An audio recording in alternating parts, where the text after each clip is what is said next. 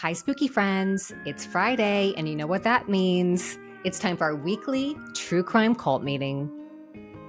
But not to worry, you've landed in the cult with all of the adorable baby goats and none of the brainwashing. In case you're just discovering the show, allow us to introduce ourselves. I'm Aurora, and I'm here with my favorite true crime fighting pixie, Angelina. And we are joined by Brian Hunt, who has been fighting to find his brother, Calvin Johnny Hunt, who has been missing from Cleveland, Tennessee since May of 2018. Welcome, Brian. How are you doing today? Hello. Pretty good. How are y'all today? Pretty good. We're good. We're so happy to have you here, and we're so interested in talking about Johnny's case. Yes.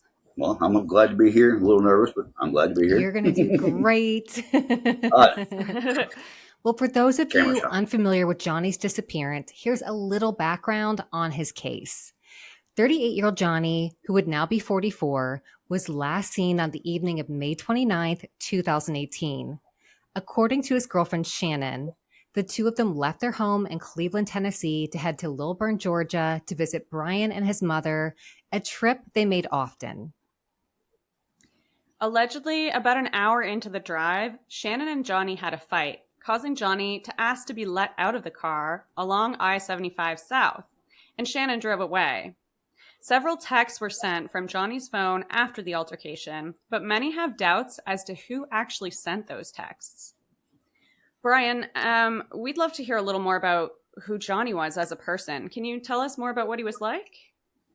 Yeah, he was a big ox, big teddy bear at times.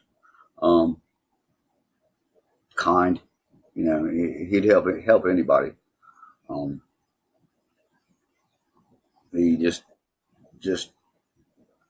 he was an oddball, kind of a one of those growing up kids, that fall behind you, shy, and then I don't know, when he hit I say seventh grade, he started coming alive a little bit more bolder,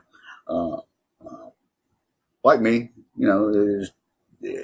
Shy around a lot of people, but once you got going, once you got to know him, he was always there. If you needed him and he could do it, be there, he was. And, well, you two had a very special relationship, and I know from looking into his case that you were close and talked every day.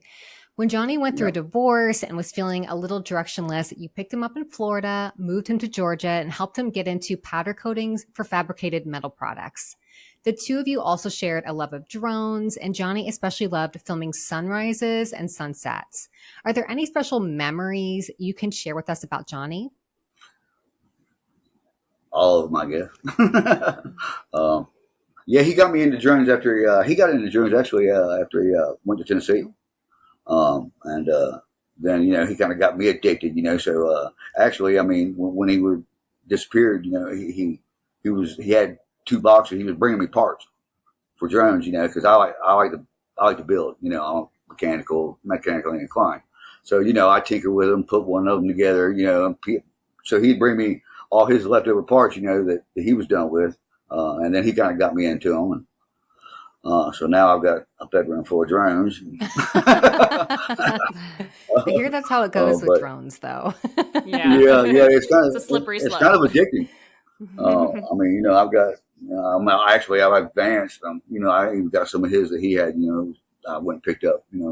From Shannon's house, and I've even advanced up to the $2,000-$3,000 drones at 5 miles away. I mean, it's kind of like I haven't flown that one yet because I'm scared. It's got more computer stuff than the car does. But yeah, I mean, I always have visions, memories that, he had a habit of when he standing talking to you, he'd start to rock. Oh yeah.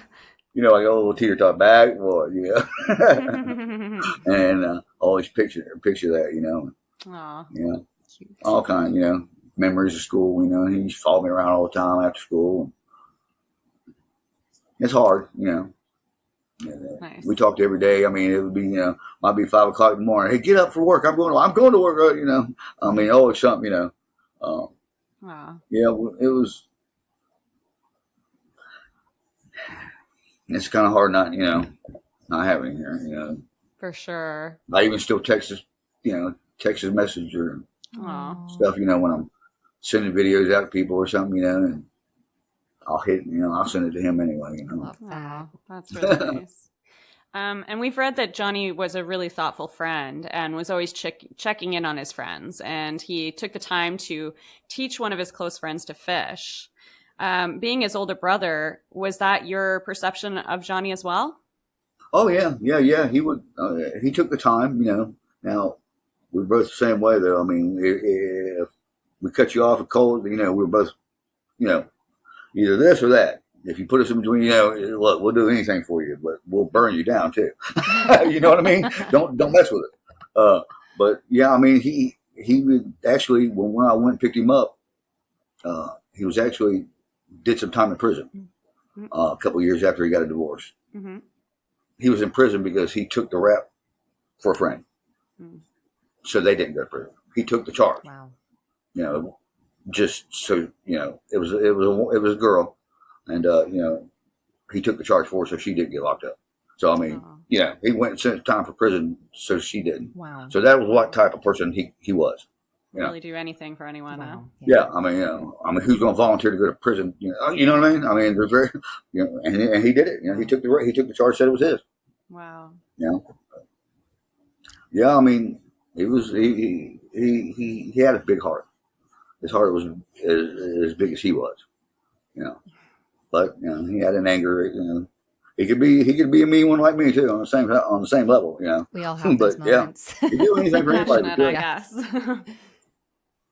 Well, you have mentioned on the Missing podcast that after Johnny's divorce, he kind of went through a period of self-discovery and went on a bit of a dating bender. Then in February of 2018, he met Shannon online. Can you tell us more about their relationship? Well, I mean, I didn't. It was a quick move. I mean, the time they met, I think maybe a month, and he was moving in with her. Wow. And I mean, when she met him, he was dating 2 other girls over here in Georgia. I mean, so he was, and he always kept someone on his side. I mean, Johnny, I love him. He's my baby brother, but he's a whore. I mean, he always had backup. Let's put it that way. He was just his mind. He was a sex freak. So I mean, being, especially after he got a divorce, which was part of the problem too. Their relationship. He was always online. Things got out of hand, and as it is what it is. So but after they got a divorce, he was wide open. Just girls everywhere. I mean, and their relationship. I liked her, but something was, I had a feeling, and I told him one time, and I told my wife, so I said, this one's going to be the end of you. Something to that effect. I said, something I had a feeling. I said, this one's going to, this one will be your last. I just had a feeling that, something wasn't right. I don't know if and I didn't know if it was going to be by her hands, or something, but someone told me, I said, this was going to put you in the ground. Yeah. I wonder what was Johnny's reaction when you shared those thoughts with him that you had a bad feeling about his relationship with Shannon. Did he brush it off, or he brushed it off. He said, I'll be all right. I got it under control. Which is what everybody tends to think.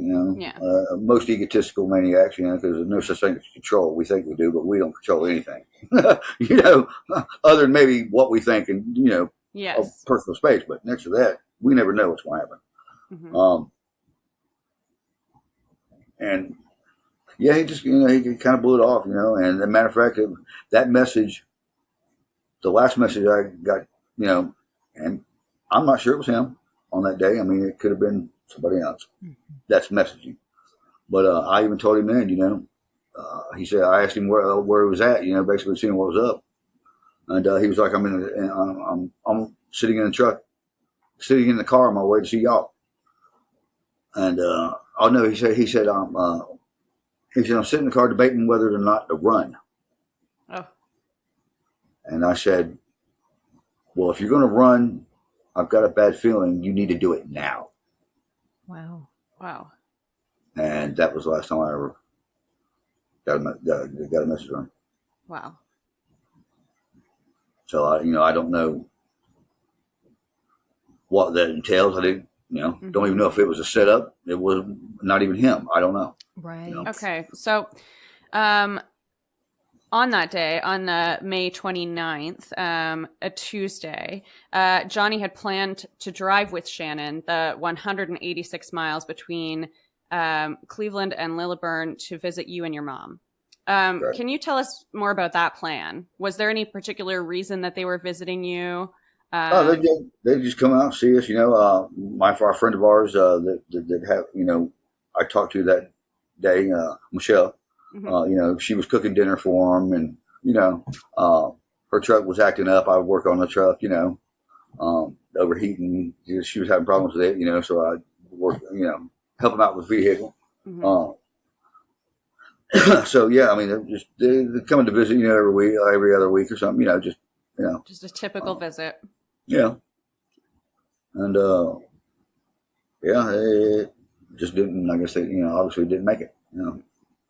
Had you heard from Brian at all that day through text or phone call? John, yeah, it was. Well, I knew the night before.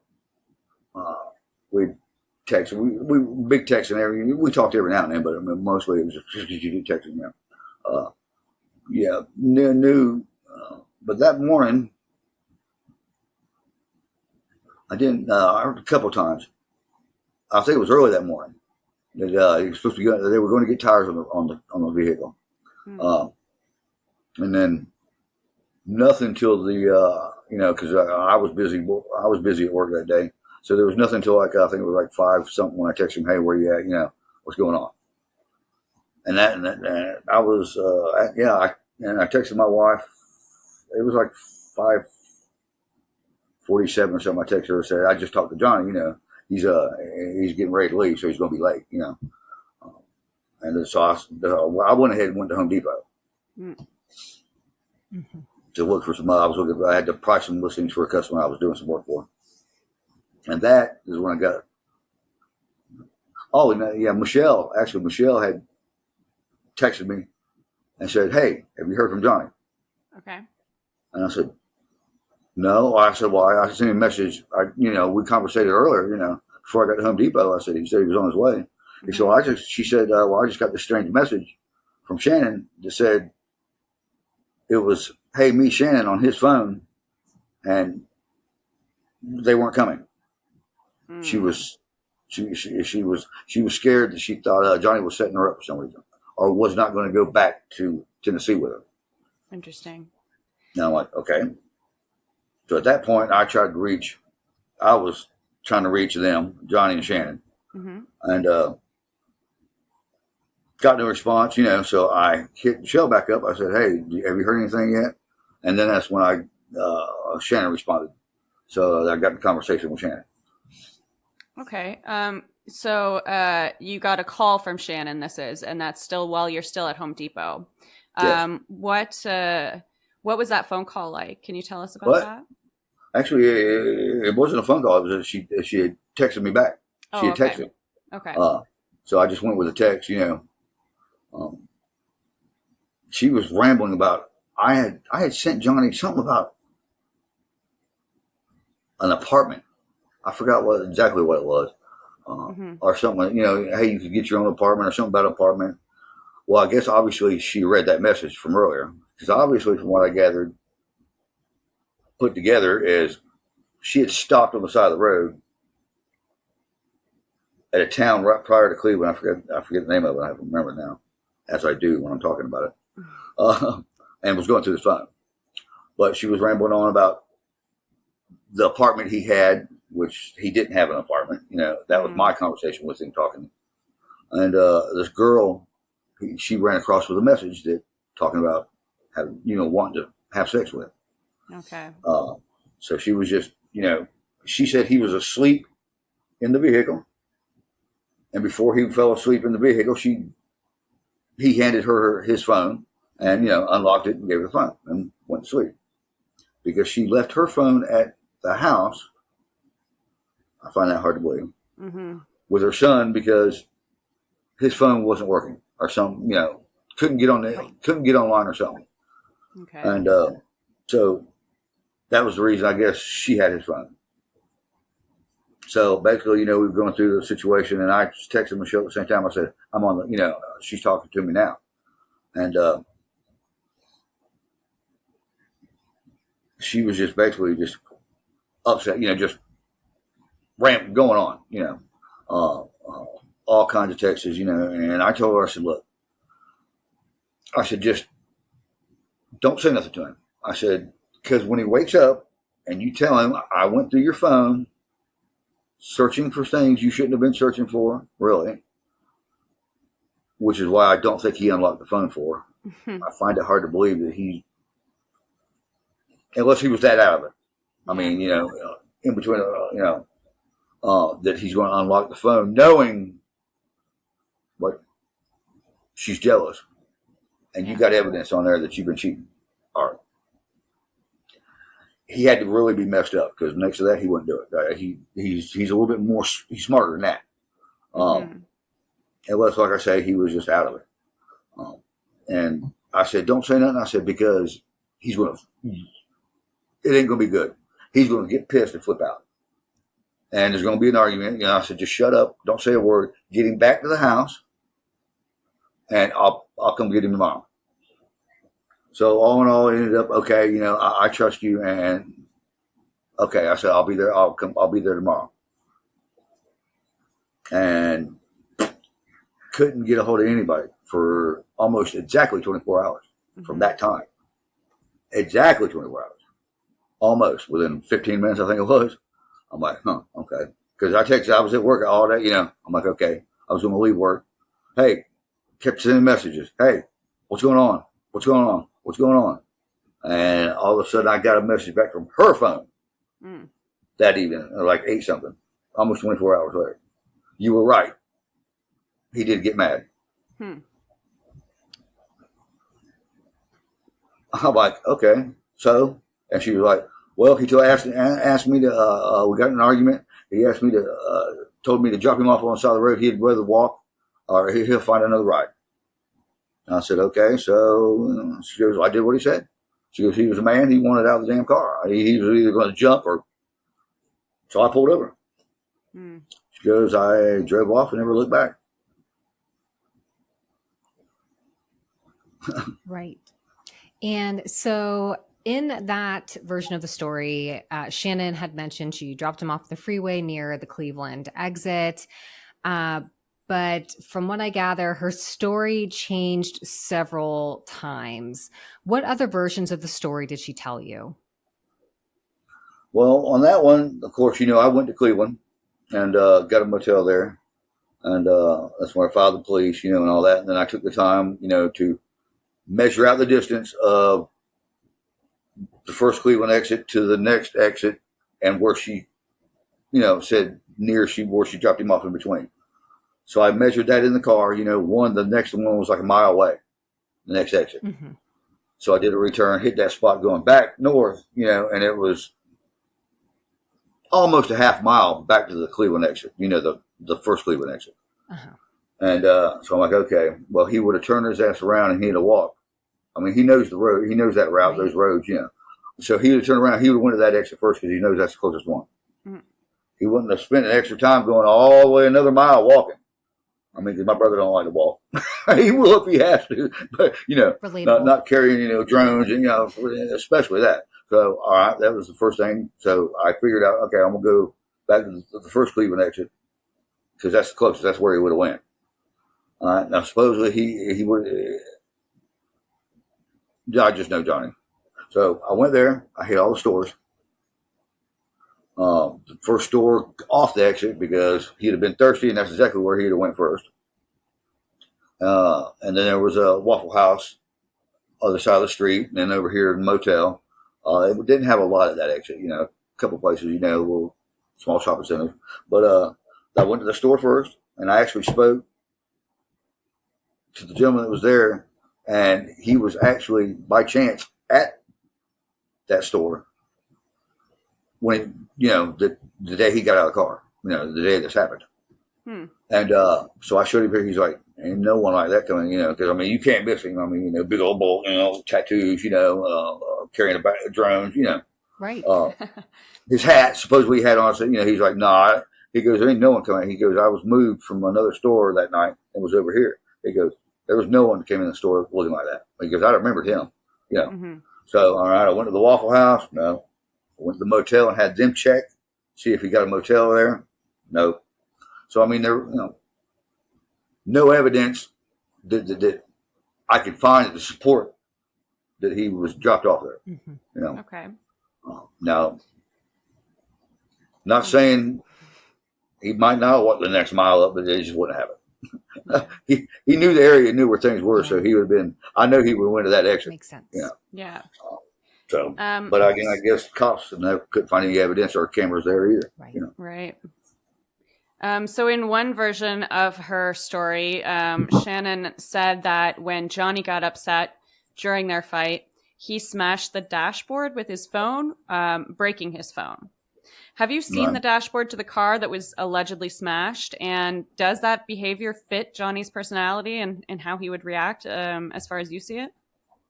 Well, I mean, if he was mad, possibly. I mean, but Johnny didn't go anywhere with one phone. Right. In case something happened to phone. He always had a backup phone. He had bought supposedly a new phone 4 or 5 days before they were coming down, because I know I did have a conversation with him, asking what he was doing. And he said he was down, changing over the phones, another phone. And I said, okay, so the one obviously, that he swapped over to for the new one, I guess, he had that one transferred because he told me, he said, hey, I got a new phone number. Okay. So now, as far as I know, the phone wasn't smashed. I mean, because we've got it. Okay. And it's in one piece. did you end up seeing the dashboard of the car? Is there any information about the car? Because I mean, it's not that easy to break a phone these days. So there would probably be some kind of damage or scratch to the dashboard. Were you able to take a look at that? Never, as far as I've seen, and from what was checked out from officers, that I didn't get a good chance to look at it, in this situation, because when I did go to get his effects, his belongings, her dad, it was, get his effects, load his motorcycle up, and so I didn't get really the chance to see the Jeep. I mean, I've seen the outside of it, back, but I didn't get a good chance to look at the dash. Okay. And I mean, it was a Jeep, it might have had some damage, but if you hit it like that, but it's a pretty sturdy vehicle. I mean, But you haven't seen any proof of that. Yeah, like I have a Jeep and my dashboard's quite padded. Like, doesn't really seem that plausible. Like I have smashed my phone on accident all over that Jeep, and it is still intact. Yeah. So but, coming back to his phone, I don't think that happened. I don't think he broke his phone. And then even if he did, he would have had another one on him anyway. I mean, he never traveled out of the backup phone, period. Right. And regarding the phone, were you ever able to obtain phone records for that phone? And also, I'd like to talk about his personal computer. I did hear on a podcast that you found files on his computer that might have been erased that night while he was supposedly missing around like 2 a.m. or something. Can you talk about those two things? Yes. We went up there to pick up his effects and belongings. Scamming phones, his computer. So I went straight back to the motel, everything, there were files, but they were blank. I mean, you could see, they wouldn't pull up, it was all black, but there was times, like in the one phone, it was clear. And it was like, it was that night, it was like in between 12 and 2. Because it showed the stamp. Basically the last time it was on there. That's the only thing really that it showed. So somebody cleared it. It wasn't him because he wasn't there supposedly. So and I don't know who. So it had to be somebody that had access to the house. Yeah. But yeah, TBI. The police department, TBI has all that. Because I guess they could probably find crap I couldn't. But it was showing. Nothing showed up, but don't mean there's not a trace or somewhere in the computer. From what I gather, it's always there. Some I guess, or there's some things should still be found, I guess. But yeah, I couldn't find nothing. It had all been pretty much erased or wiped. Erased, reset. Okay. And so from looking into some of the case notes, 2 things really stood out to us. Johnny's phone was last tracked near a house in the woods a couple miles from the Cleveland exit, and it was then turned off around 11:58 p.m. on the 29th. Shannon had also sent a text to a friend, Michelle, saying she was hiding in the woods because she didn't know what to do. Do you have any thoughts on Johnny's phone being in the woods or Shannon stating that she was hiding in the woods?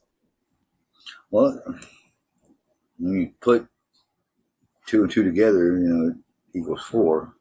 And that was, generally about the same time, within, I think, 20 minutes, 22 minutes, that the message was, Michelle received the message and dusk, supposedly, she let him out of the vehicle.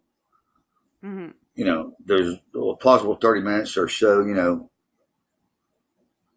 all right, you're hiding in the woods behind the house. No one's home. Now, I did get, when the police went and searched the house, or went and searched the area, that no one was at the home. Mm-hmm. Okay. They did say that, no one was there. I'm like, boom, click. So you're saying that you were behind the house. The evidence from the phone records, last location, ended up behind a house in the woods. It had to be her. Mm-hmm. She had to have his phone in the woods behind that house. Mm-hmm. She was saying that he was asleep in the vehicle. She didn't know what was going to happen. She was scared. She didn't know what was going to happen when he woke up. Well, if you're that scared, he's asleep. How are you that scared? Yeah. Obviously at that point in time, he can't be doing that to you. You're not in immediate danger. He's asleep. Why? Don't make common sense. And then between the time of the argument, I don't think lines up. When they got a fight, that was within a 20-minute, if calculations, don't mean it's perfect. That you had a fight and argue, and you were pulled off the side of the road before that, looking through his phone, and all right. So obviously she was providing it, and she had his phone. That's where that was where it was tracked. So yeah, she had the phone. There was definitely her behind the woods. But there was no one home. They didn't find nothing when they went and looked. No evidence. Couldn't find the phone. But people received messages up until almost 12 o'clock that night from his phone. Can you tell us a little bit more about those messages that others received from him? He got his ex-wife Monica. She received. Well, she was in California at the time, so she was. There was a 2-hour difference, but anyway, for the time she got it. But it was her text that she received was like almost he was committing suicide, or it was goodbye, and so on and so on and so on. Now, and she was worried. She says she contacted me about when she found out he was missing, and said, hey, well, I got a call from him that or a text from him that night. He sounded like he did before, because he tried to commit suicide, overdose one time. And she goes, it's just like that. I'm sorry. And I'm like, okay. When Shannon would have known that, I'm sure, or somewhere in that area. And the strange thing is, everybody that got text, they were all women. Mm-hmm. that Weird. Shannon would be jealous of.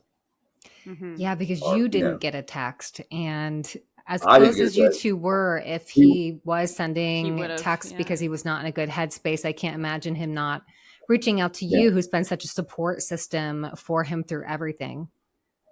Mm-hmm. And first of all, if he was on the side of the road, it might have took him a few minutes to calm down. By the time he's pissed, walk, what the case would be, I would have got a text, "Hey, bro," and he would have loved to yap. That bitch, I'm on the side of the road. And I He also would. think Well, like yeah. he knows you would come get him because, you Oh know, yeah, your first thing yeah, when you were having a conversation with Shannon when you were at Home Depot and she seemed upset and you're like, why don't you just take a minute and calm down? I'll come get him tomorrow. So you're the Mhm. person who comes to get him. So I can't yeah. imagine him Well, not reaching out to you if Well, he and was stranded. plus, like, he had enough money. I Shannon mean, was texting you and giving you yeah, information about this situation, and you were talking with her. So if you yeah, were talking with her about the fight that they were going to have or having, then why would he not message you and be like, so, you know, like rounding out his side of the story for you, his brother, Yeah, and who's already she was involved. texting you from yeah. his phone. And then if he had his phone back, Yeah, he'd be like, why are you texting from my phone? And then he might want to like weigh yeah, in with you and be like, Yeah, sorry, well, Shannon was being like that. supposedly he was in the passenger seat asleep while she was right, Yeah, texting me all right. this. right. And Michelle, you know, he was asleep beside her. You know, that's why I was like, well, I just, you know, keep your mouth shut, turn around, go home. I'll come get him. Mm. Now, I guess from the following to the next day, you know, when I got the message that, hey, you were right, he did go off. I guess somewhere on the way back to the house, she couldn't keep her mouth shut, and they got in an argument and wanted to be let out. Mm. Now, I did kind of, and I'm trying to remember the name of the town she pulled off going through his phone. She said she stopped that. It was right before, well, it's actually going, it's either, if you're going north, it's after. And I'll remember it when I'm not thinking about it. But it was, well, you know, by what version she said. It was a short time in between, hey, he's asleep, and the argument to where she dropped him off at. I mean, 10 minutes, I think, to get from that, basically, I mean, from that town to Cleveland, you know, to that area in Cleveland. So that means, I mean, kind of like, okay, and she said she dropped him off, it was right at dusk. And I did the evidence, you know, dusk that night was 7:36, something like that, I think, you know, in Tennessee. So there was, you know, I mean, a 15 minute, 20 minute delay between talking to me, boom, okay, take him home. And boom, supposedly, all right, you were right, he got mad, and I dropped him off at this time. Right. You know, I mean, there was enough time, but it was tight from that area to that area from the last time I talked to her or messaged her, take him home, to when she said dusk, she dropped him off right before dusk. So, I mean, yeah, there was enough time, but it was close. So you've done a lot of detective work on your own for Johnny throughout the years. From, you know, going and talking to potential witnesses at the Waffle House to, you know, looking into his devices and piecing things together. Because Johnny was not going to be, since he's even an adult, he was able to leave do as he pleased. So they weren't going to do any kind of active, really search other. He just going to throw him on the missing list, you know, unless I could prove foul play. Is that something you know, that the police said to you, that he's an adult and he can leave as he pleases? Is that what reaction you got in bringing it up to him? Yeah. Well, I mean, it's true. I mean, you know, since you're an active adult now, the only time they do an immediate bolo, for example, I mean, you know, hospital stuff like that, where, you know, are for children, unless you can prove or there's some suspicion of foul play. That's something he didn't leave on his own. In other words, they all you do, you go on the case file that, you know, he's missing, but that's it. Well, I mean, y'all are his family, and you know, when something is awry and when you should have heard from him and you didn't, and 6 years later, right. it proves your and that's instinct kind of was right. and that's kind of a catch-22. You know, all right. I mean, you know good and well. I mean, someone close to that person, you know, they're going to have suspicions that they just wouldn't do that. They wouldn't walk off and leave. Well, it happens though, you know. Well, And true. so, That and does happen. I get the police report. You know, the people get tired. I'm tired of being here, Chris. I don't want you no more. Whatever the case may be, and they go. Yeah. And, Just you know, walk. It's true I, that it You know, happens, but that the but reality is that's the police job yeah, to to confirm. and And make the, sure yeah. that he's and So okay. also, I I had, feel like this is such an easy thing because if I have a fight with my partner and I decide I'm going to storm off and not answer his calls and I need some time to cool off, but then I get a voicemail from the police saying, "Are you alive?" I'm calling You're back. gonna reply. Like now I'm like, okay, yeah, like, oh shoot, like I have really like been dramatic It would here. take Like, 10 minutes to right? figure that out. It's Yeah. one phone call from them and yeah, they know and I'm safe. And I that was just the wish good. that You was the know, I had policy. those messages that kind of, you know, just weren't right. You know, the Yeah. backstories and the different, you know.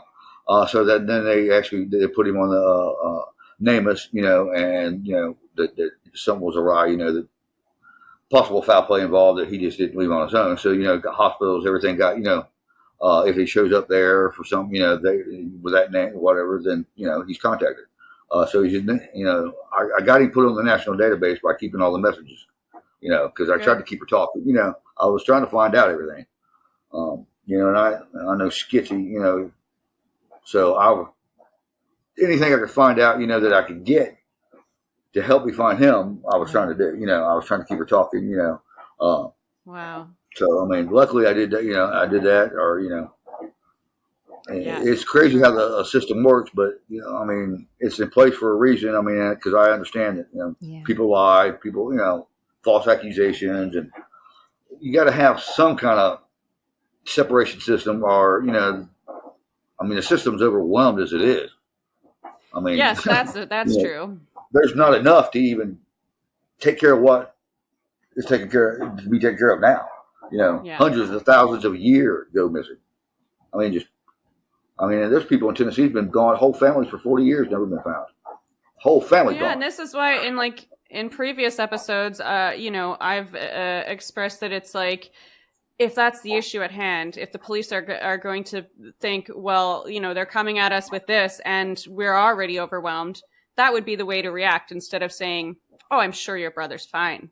We don't need to look into that." That's the wrong way to Yeah. to respond to you, you know? Yeah. Like if they were saying, "Well, we've got lots of missing people. So yeah, we'll put them on the list, but like no guarantees. We're very overwhelmed." That's one way to say it. But Right. like And to be like, "Well, also, he's an adult Yeah. and he can go if he and that would wants." be so That's much more weird. effective because we Yes. decide, you know, to an extent where our tax dollars go. And if there were enough Yeah. people with missing persons that they cared for, there might be some movement to be like, let's They could rally expand for missing more persons funding. forces and like actually fund Mhm. that. Yeah. So I wish Yeah. that they did say it Well, that way because then you would also feel like listened to, you know, like then you don't feel like Yes. they're gaslighting you, but then it's like, They're just shutting okay, yeah. you out they and just don't have the time and Well, resources, and that's more understandable. yeah, they didn't necessarily. I mean, they didn't. You know, he did. Detective Wattenberger was the detective that, and he was great. He's a great guy. I mean, you know, I have no problems with him. You know, and Mhm. he did what he could do, and he's actually. I mean, you know, he didn't tell. I found that information out on my own, as you know, Mhm. you learn as something new you don't experience. But that's Right. just the way the system works. You know, they don't automatically follow the whole United States for every missing person report right off the bat. I mean, you Sure. know, Yeah. because people do walk off. They're adults. Adults have that right to walk off, and you know, Nice. So you're actually connected to Katrina Overstreet, the sister of Kaya Taylor, who was recently a guest on our show. To our understanding, Katrina's dad was married to your mom, and your families are all connected. Both of you have a missing sibling, and you're both such advocates for Johnny and Kaya through your group, The Missing Struggle. I thought the Missing podcast explained what you're going through so well when they said, quote, "When you're looking for someone, you get lost along with them in some way." Can you tell us more about what life has been like for you since Johnny disappeared? yeah, it's true. You know, you kind of get lost, but you find out after this happens. You know, you're like I try. You know, TV news 28. Channel 13, no one would contact me back. I could watch a cat on the morning news for a week because it was up in a freaking tree, but I can't get a call back from a human being that's missing. And I love animals. Wow. Well, she moved anyway. I'm gonna say my brat's sit beside me. She left me. But come on, you find out that after a little while into it that you're alone. No one cares. They don't care anything about someone you love missing. And you hit a point at that point in time, that you go into a hole. I mean, your mind just boom. It's kind of like a dead. Because you don't know what to do. Yeah. You're at a loss. You don't know which way to turn.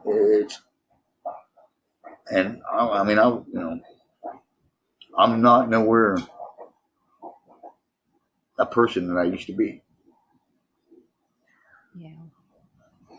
And I fight every day to try to find. My daughter used to call me Superman. I was there. Kate, and now I can't. I'm just not. It's weird. It's like I don't you've even know dedicated myself so much of your life to thinking about and working on and understanding this that you don't have time for your own life, whatever you were doing before. Yeah, and now I don't even know. I don't even know myself the life I had, prior to this. I mean, visions, pictures, and it ain't like I was some high on hog, but I look at myself, I'm not me. I can't find myself. Wow. What can our viewers and listeners do to help Johnny? Well, first of all, I'd like to say that everybody out there that is listening and watching that follows this podcast, understand it and spread the word that this happening to someone you know or in your family or friends is not unplausible of a situation percentage wise. It happens. People go around, I was the same way. After this, I remember Flashing Drive, missing persons up on the bulletin board. You pass it, boom. You don't give it a second chance. I never did. I never even noticed them, really, until it happens to you. Then it's a whole different game. But the likelihood of someone or someone their family, their friend, of disappearing is not that uncommon. And it's a good chance it could happen to anybody out here watching this at any time. And it's something that I wouldn't wish, and there's some people I like to strangle. I really wouldn't wish it on my worst enemy to have to go through something like this. Because it tears families apart. It causes suicides. Mm-hmm. Good people, working people into druggies, living on the street. It just destroys a family. Yeah. Mm-hmm. And the next hardest thing was, not being able to give my mom answers before she passed. I tried, and and that sucks too. It ruins everything. She died right here in my house, with me, which is good. She passed away in her sleep, thank God. But she died with a broken heart. Her youngest son. And spread the word and keep your eyes open. Everybody, we need to start logging together to put change into the system for missing people. Yeah. That need to be aired on news 15 minutes a day, missing people in their counties. People, you never know. I seen that person going in the store. Oh, really? It could be something important, but we need to lobby together to get these lobbyists to change some kind of reform of how that works for missing people, because the news don't care. They ain't going to volunteer to do it. There needs to be something in place. So, people out there watching, be activists. Help us out. Mm-hmm. Keep your eyes open and do a little bit more, post more about stuff like this, It don't take that much time, but the more it grows, the more word get out there. They'll have to do something about it. Say there has to be a change somewhere. So take the time. Just if you see anything, hear anything out there about my brother or anybody else, go to NamUs. Go to the websites and look up people that are missing. Take the time that in your area. You ain't got to check the whole country. Just go on the computer and check out who missing in your town, missing in your Definitely state your or area. locally. Like you could be that You person might have seen who something. You saw might have known someone. that. Yeah. Yeah. It could have been. You Honestly, could have been that's going to the such grocery store. And, such a thoughtful outlook where you just you want to raise awareness about missing people in general and the struggle that the families of missing persons go through because as you mentioned, you never look twice at this sort of thing before it happened to you, as a lot of people don't, and really what you all need when the police and the other authorities are so overwhelmed is the support of each other and for everyone to sort of keep an eye out for each other, which is really such a great mission. And it's amazing that the missing struggle is around for that. And it's amazing that you can spread that message through this podcast, not just about finding your brother, but about just people being more aware of this, because it does happen and it could happen to you and to your loved one. At any time. You wouldn't know what to do when it does. So no, it needs to be. I mean, go ahead. I was just saying it needs to be. Okay. Something. It needs to be out there. It needs to. It needs to be pushed more. Absolutely. So just a note to our viewers and listeners. Johnny is 6 feet tall. He weighs about 200 pounds. He was last seen wearing tan or blue shorts, a white polo with a striped collar, gray Nike or Adidas tennis shoes, and a black fisherman type floppy hat. If you did see Johnny that day, or you have any idea where he may be, we encourage you to call the Tennessee Bureau of Investigation at 931-526-5041. Brian, thank you so much for your time today and for sharing Johnny's story. I know this isn't an easy thing to come on here and talk to strangers about something so personal. So we really appreciate you. Absolutely. I'm glad y'all were had me on and gave me the opportunity to spread the word, about this case and others. And y'all are doing a great job, and keep it up, and maybe things will get changed someday. Let's hope so. Y'all put in a lot of hard work, and y'all are doing a marvelous thing. Oh, thank you. And I guess that's enough true crime for 1 week. If you just can't get enough MMN, you can find us on all of the socials. You can find us on Instagram at MMN True Crime, on Twitter at MMurderNews, on TikTok at MMN True Crime, and on Facebook just by searching for Murdered and Missing News. And while you're there, you can also join our Facebook group, which will also pop up when you search for Murdered and Missing News. And if you like what you've been hearing each week on the podcast, let us know by leaving us a comment, like, subscribe, and maybe go the extra mile and leave our show a 5-star review on Apple Podcasts. We super appreciate the feedback. Have a great week and see you next Friday. Bye, spooky friends.